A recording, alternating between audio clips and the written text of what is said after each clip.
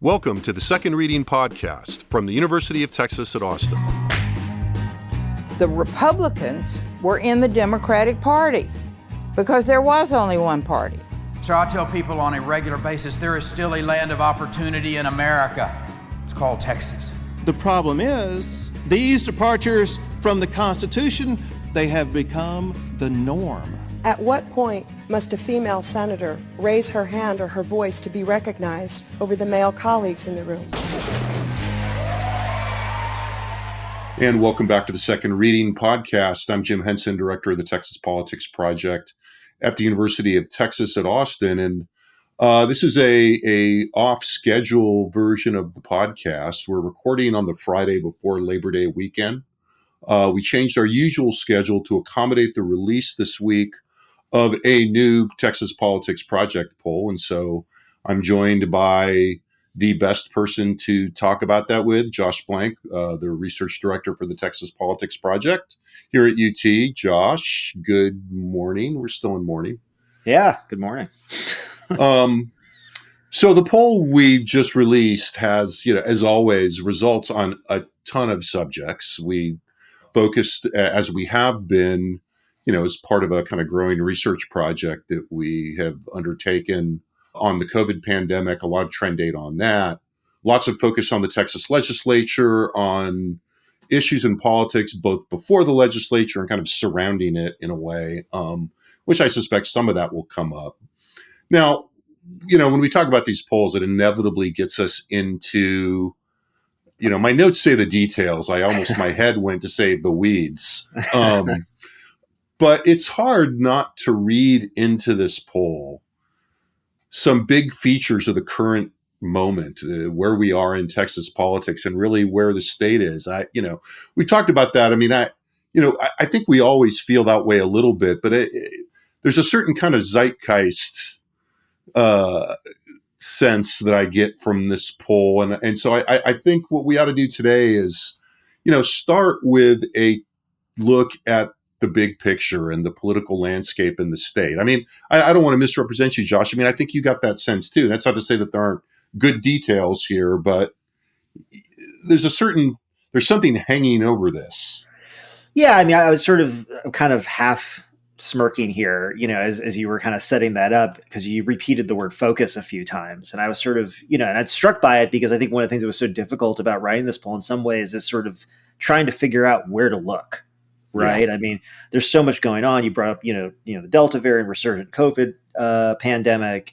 You think about all the things that have been going on during the special session. The special session is a topic unto itself, but you think about the relationships between, the governor and the legislature, between the governor and the legislature and local governments, between the chambers. And then that's even before you get into the policy debates. So in some ways, there is the idea of focus right now, kind of where to look is hard. That's almost why I think it is probably best to maybe take a step back and say, let's start at 30,000 feet before we get into the quote unquote weeds, if you will.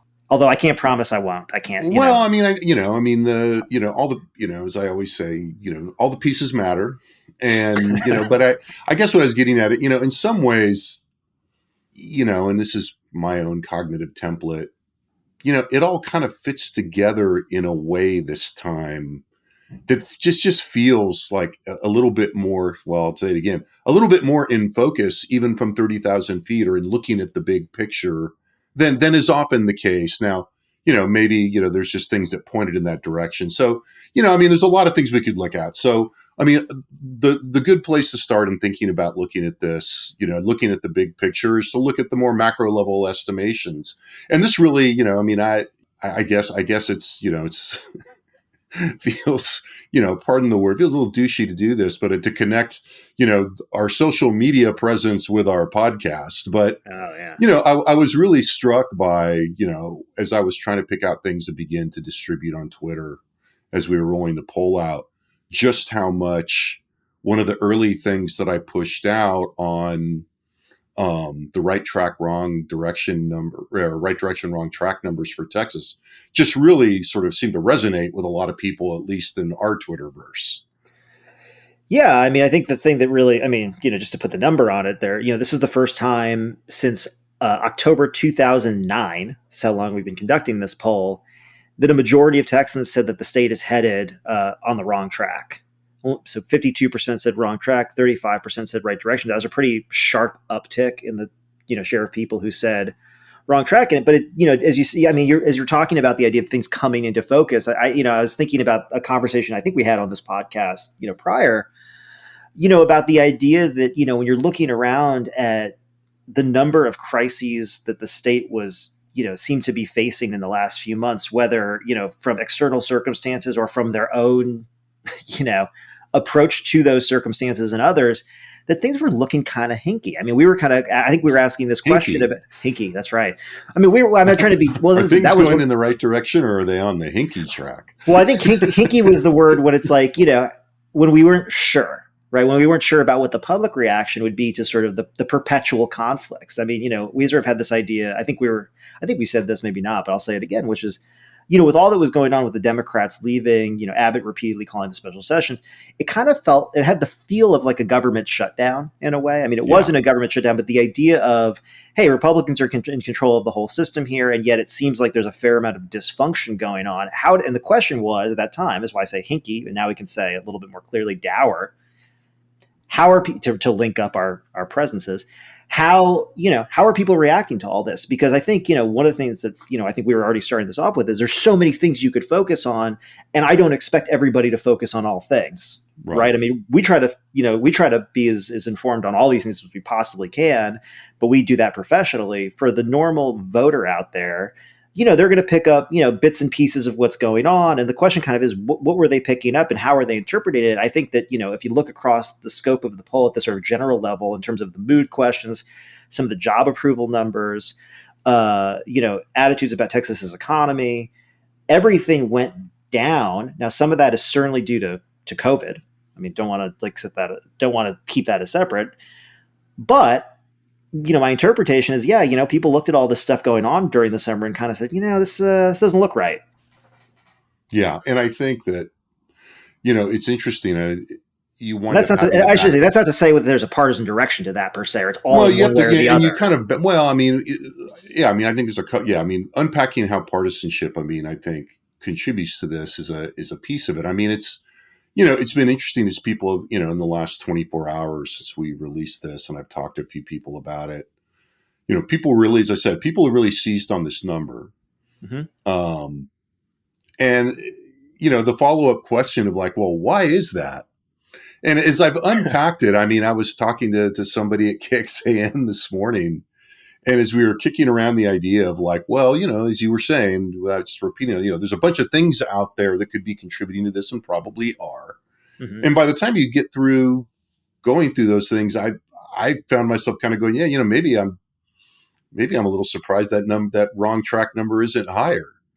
And so when you start kind of looking at it that way, there's a lot out there, and you do see it, and you see it in other places in the poll. I mean, you're right. It is. I mean, you could say it is a little surprising it's not higher, but a lot of people also hide in the neither, right? I don't have an opinion. So that's the thing. If you look at that right track, wrong track number, right. 52 say right track, 35 say wrong track. That doesn't equal 100%. The remainder chose not to offer an opinion. But I think an important point here also, as we look at from the last poll, the share of Democrats who said that the state is on the wrong track increased by 8 points from 70 to 78%. Okay, so Democrats much more negative, but also the wrong track number among Republicans increased 10 points from 21% to 31%. Right. So each party was almost equally and actively contributing to the uptick in the wrong track numbers, and that's sort of the there's sort of a big picture element to that, which is like when I say it's not solely partisanship or it's not all in one direction, it's a lot going on here. Yeah, I mean, because I think you see, because the direction of the U.S. numbers are not particularly far off. I mean, they're worse. They're more right. dismal. They're 64-25, but it's the 64 wrong track, 25 right track, right direction. But it's still, in the ballpark of people just feeling like things aren't working well. Now, so as I jump to the national, I mean, you can look as we look at different places. I mean, at some of the candidates for this. Mm-hmm. And think about what the broad strokes portrait is. I mean, I think this. I don't. I mean, how do you think partisan polarization plays into this, or do you think it does? I mean, we just Well, talked about how, and I don't mean in terms of feeding the right track, wrong track, and a partisan within a partisan pattern. I think I'm thinking more about the kind of the experiential part of the partisan polarization that we're seeing. yeah, and that's an interesting question. I mean, I guess two things kind of come to mind, and I'm not sure, if you have an idea where where you want me to go with this, but No, I'll honestly, I put it in the notes, and I feel like, I think this is a thing, but I don't think you and I have talked about it in this term, and I was just yeah, probably sure. wondering.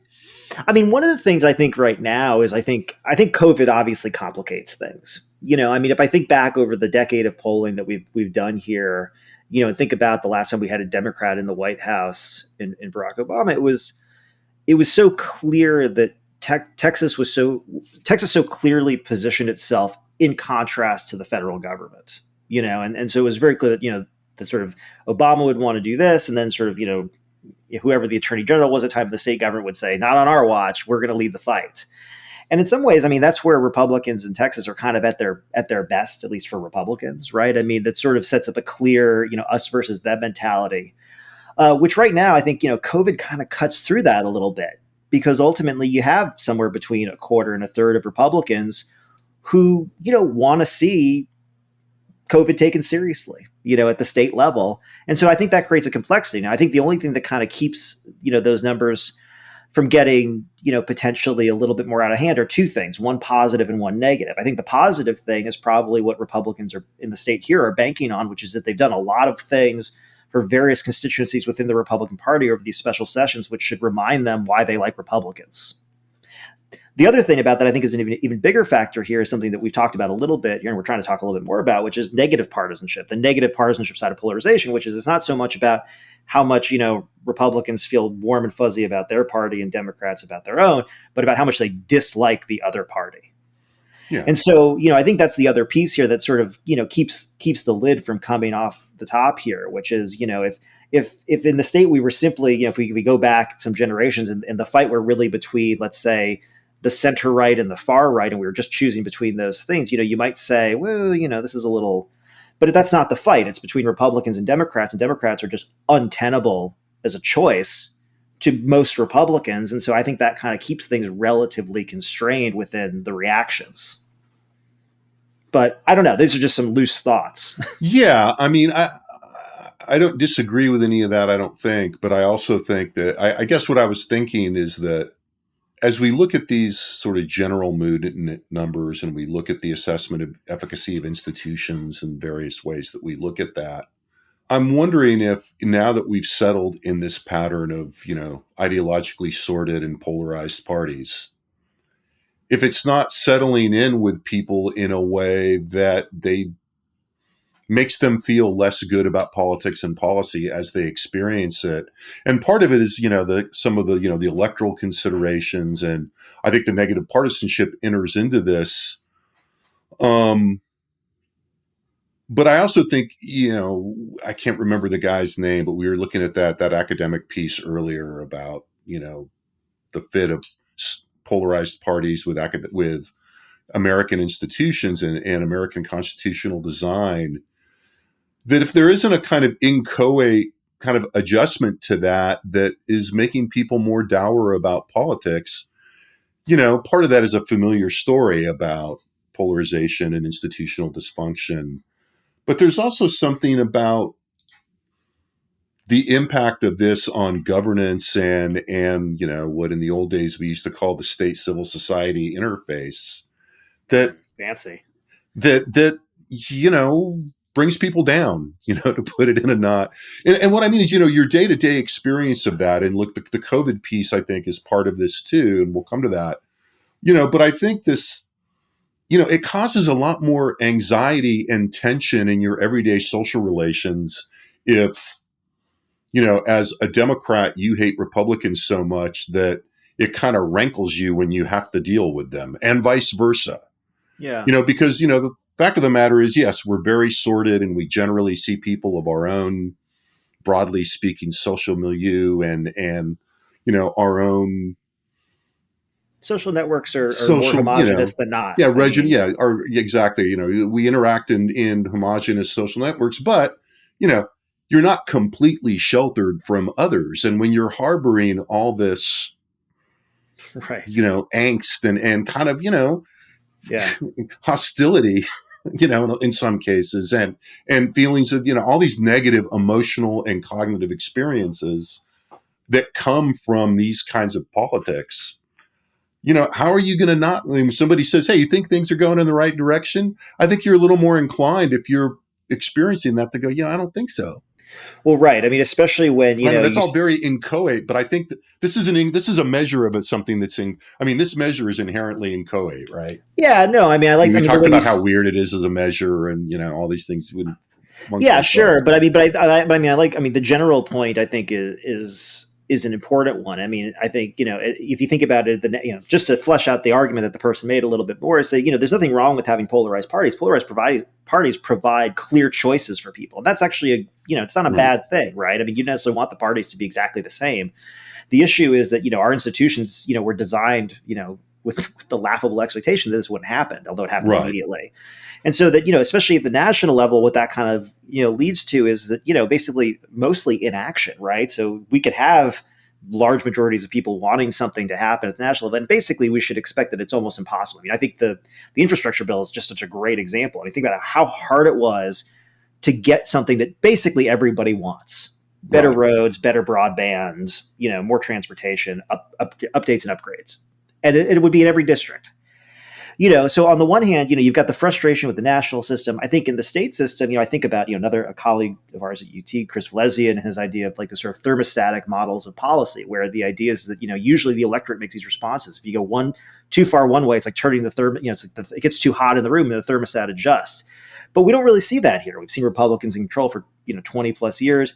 And that creates a lot of frustration, both among Democrats, but also, I think we can see this among Republicans when they don't get 100% of what they want in a state where they control the entirety of the government, right? Yeah. And then, as you said, and then at the local level, you have people walking around suspecting that their neighbors might be closet fascists or socialists.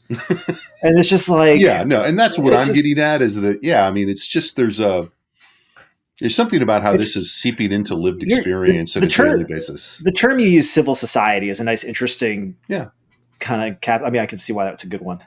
Yeah. And so, I think one of the things that's going, that is feeding into this in political polling is, we're seeing this in, the items where we're checking in on people's thoughts about elections and democracy and, ways of kind of sampling people's attitudes about the political system writ large. And I think, again, you don't want to overestimate the degree to which, people, your average person, thinks about the political system a lot less than we do. But nonetheless, it touches them and they have some kind of attitudes about it, however they construct it. And I think, we saw that in we've been seeing that for a while going back into the Trump presidency in terms of the erosion of trust in elections and voting, obviously very front and center in the politics in the state right now. We saw it in the universal drop in approval ratings in this poll. The fact that Governor Abbott's approval rating is the lowest in our time series and has been declining is one indication of that. But, most everybody went down at least some. Mm-hmm. Some people went down quite a bit. The legislative assessment went down. The assessment of how, and again, this is plugged into conditions on the ground, but certainly, the assessment of how different levels of government were responding to COVID went down. Now, I wouldn't want to read too much into that, given that, there's evidence that the fight against COVID is not going well at the time we're in the field, which is, as the Delta variant is peaking, hopefully. But nonetheless, all of these things are also suggesting that there's a lot of unhappiness and dissatisfaction with the political system that's also feeding into all this. You make a really good point there that I think is worth saying, almost more explicitly in some ways, which is, I'm hearing you, what I'm thinking is, it's really easy to look at these numbers and to look at the drop in job approvals for Republican elected officials. I mean, I'm saying when I say Republican elected officials, I mean statewide elected officials Right. here in Texas. And we're not picking on Republicans that are No, Democratic. it's just I mean, we're implicitly picking on the Democrats, 'cause there's no one to actually, because there's no test. Democratic statewide official. Right. But I think it'd be really easy and for a lot of people satisfying to go and say, see, they did this and now people don't like it. And it's like, well, but I think, the point that you're making a little bit here, and I think the point that I was kind of making earlier here about, the fact that there are a lot of cross currents going on, but it's a lot of cross currents in terms of policy and a lot of difficulty of, the politics of attention and how much people have, but it's taking place in a discussion that's really prizing or prioritizing this idea that there's, serious institutional problems where in some cases there aren't. And so, to some extent, it's easy to look at, I think, these results, and I'm sure people will, and write, stories that say, oh, well, you see, Texans are turning on the Republican elected leadership. And as someone who studies this stuff, and looking at the internals in the poll, we're not getting to the weeds here. I don't know that that's the case. I don't know, looking at these results, that these drops are universally in reaction to one thing or the general sense that's kind of being pushed around. I mean, you sort of talked about, faith in democracy. I mean, one of the things that I think is super interesting to this poll is, we asked a question that we've asked before about how accurate people think the election results are in Texas, the official election results, right? Overall, the share who said it was accurate in February was 78%, either very or somewhat accurate. And it dropped 4 points overall to 74%. Not much. I mean, it's fine, right? Right on the bubble of, yeah. But what's interesting, but what's interesting is that, Democrats, basically no change. 88% in February said they're accurate in Texas, 87% in August. Republicans, again, in a state run by Republicans who've won elections for the last 20 years, it went from 76% to 67%. So almost a 10-point drop in the share who said that elections are accurate in the state. This is directly in response to the discussion that's being had about elections in the state. Now, how is that supposed to give people faith in the process here? Yeah. It's clearly not. Well, we wrote an op-ed about this back, which is looking increasingly naive. Well, it was hopeful. Yeah. Op-eds are naturally naive. Optimistic, I guess. Yes. But yeah, I mean, I think that all of that is playing out there and it's mixed in with partisan politics. But I think it's interesting that, and it's almost like it's part of the problem that we're describing, is that as soon as you say, hey, look, Governor Abbott's numbers are down and, the state's in a bad mood, Mm-hmm. People are like, oh, so they're in trouble, right? If they're Democrats or if you're a reporter looking for the story, and I think that's probably something we'll delve into more next week, because there are two sides of this. There's is there a larger environmental, not Mm-hmm. in terms of green environment, but just in terms of macro level kind of thing going on out there that transcends this, accountability, right? Mm-hmm. What we think of as accountable politics. But there is also an accountability piece to it, but that also invites us to pay some close attention to what the mechanisms and possibilities for that kind of accountability are in the state right now, given the political universe. In other words, I mean, just to put a lid on it, because we'll come back to it. But in other words, the fact that, if Governor Abbott is in trouble, who's going to hold him accountable if the Democrats don't have a gubernatorial candidate yet? Bingo. So, I mean, yeah. If you could see us, Jim and I are both throwing our hands up. Yes. throw up hand emoji. So, I think we can't talk about this general malaise, and it's come up, but without looking at it a little more directly about just how the resurgence of the pandemic and what we saw in the data on that. We have so much data on that. We'll drill down to that more at some point in either writing or here or both. But, obviously a big driver of this is COVID, whether it's directly about that or not. I mean, I think, there was an outburst, like, kind of a, what would you call it? An uptick in the market for the argument sort of in the first 6 or 8 months of the pandemic that, the pandemic was bad in and of itself, as a just considered on its own. But the other thing is that it brought out a lot of that. It exacerbated faults that were already happening, depending on the commentator, in the political system, in society, in, whatever. and I got a little tired of reading that, but maybe just because, it became obvious. But I mean, I think it's worth returning to that as we see this other uptick, and as we see these other macro level numbers in Texas that began to move south in ways, however noisily, with the start of the pandemic. And I think it's, I think about it in the same way that I was thinking about polarization, and that there's a kind of analytical, concrete piece to this that we can see pretty clearly in the data. The criticism of government response, the polarization that we see between the parties in almost all measures. Now that's complicated because Democrats are responding for the most part in a more homogenous way than Republicans are, although Republicans are clearly leaning in a particular direction we've talked about, that's less concerned, less cautious, less likely to be pursuing certain kinds of behavior. But there's another thing that I think you were mentioning in a conversation with us the other day that's coming out of COVID that is also feeding this, which is it's fueling a lot of bad feelings and negative emotions among people that are coming from their day-to-day experience.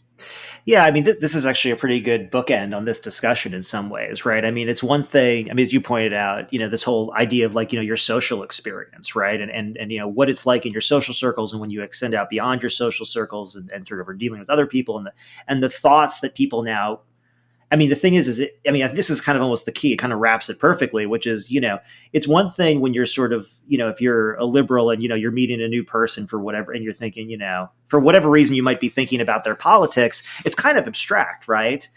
But COVID is not. Right.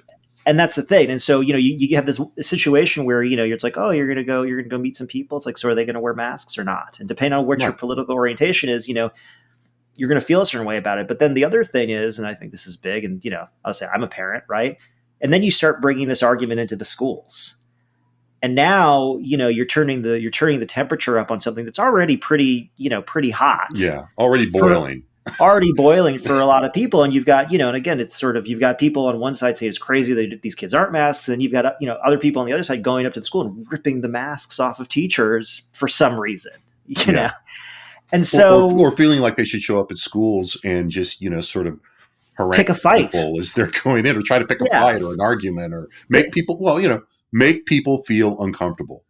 Yeah. And you could think of this happens in more acute and less acute ways. You think about, one of the big stories this week that we're not talking about, obviously, is the decision by the Supreme Court to allow Texas to move forward with its 6 weeks ban. But one of the things that a lot of people honed in on, at least nationally, at this point, we've been talking about here for a while, is this, the private enforcement of that, and the idea that, Texans are going to go around spying on other Texans for a potential $10,000 bounty to enforce the law.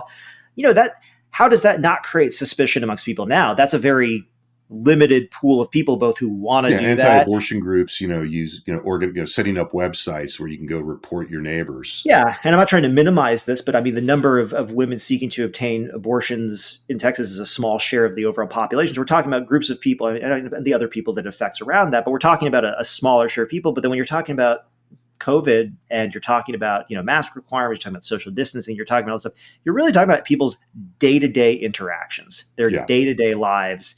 And it happens all over the place. We asked this in the poll, and if you haven't, you should go take a look at this. We ask about, I think a range of 14 different activities and whether or not people think they're safe or not. And you can look and see, again, the large shares of Republicans who think all of these activities are now safe, including, going to the gym, whatever. And again, it's not everyone, but it's a lot more. And among Democrats, significantly less. Right. And so you just have, you're creating, or not. What has been created at this point, I'll say that in a very passive way, is an environment in which, these politics that, we could generally think of as abstract and sort of personal and, maybe not even really affecting, me directly or my relationship with another person.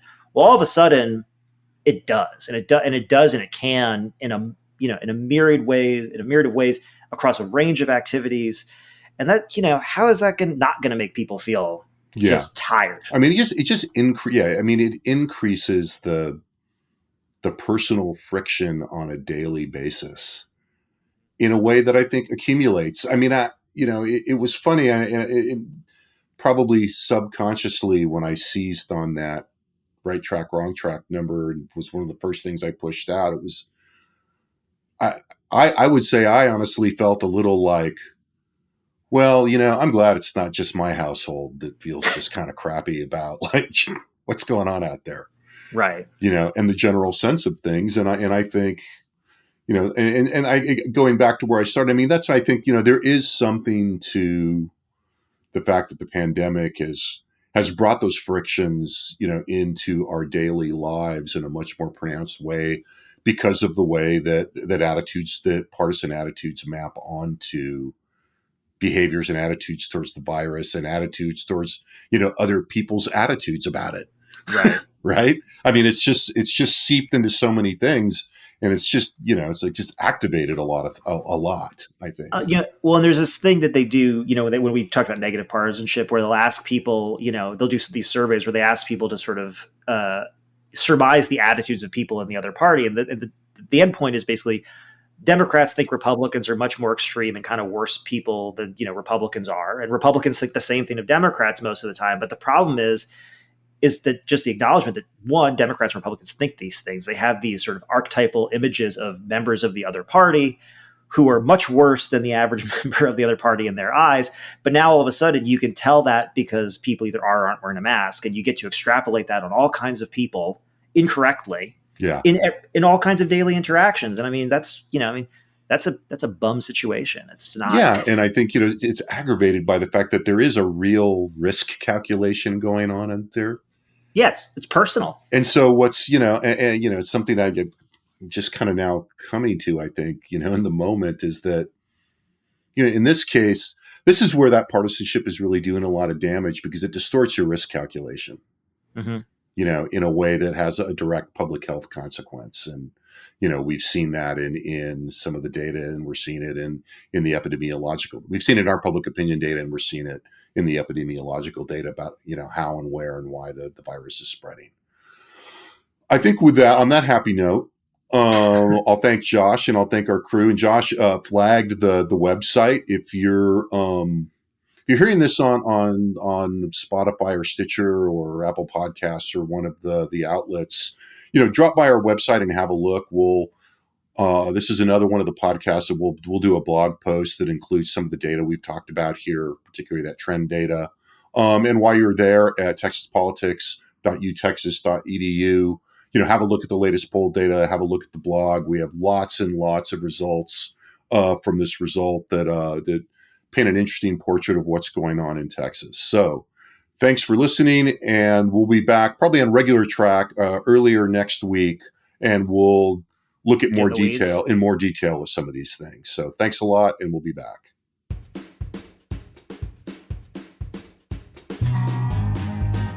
The Second Reading Podcast is a production of the Texas Politics Project at the University of Texas at Austin.